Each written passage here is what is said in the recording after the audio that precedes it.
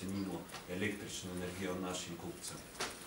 Ob tem, da pocenjujemo energijo vsem našim kupcem s 1. marcem, pa jih še dodatno nagrajujemo za okolju prijaznejši način poslovanja. Se pravi, e-račune, elektronske račune, se pravi brezpapirno poslovanje, da na tem področju ne obremenjujemo okolja in plačevanje preko trajnikov, kar pomeni, da je tudi tu avtomatski elektronski način in da se nekdo ne usede v avto in odpelje na banko in plača račun. Skratka, tudi na tem področju spodbujamo kupce, da so bolj okoljno prijazni in zavedni in si s tem hkrati znižajo svoj račun.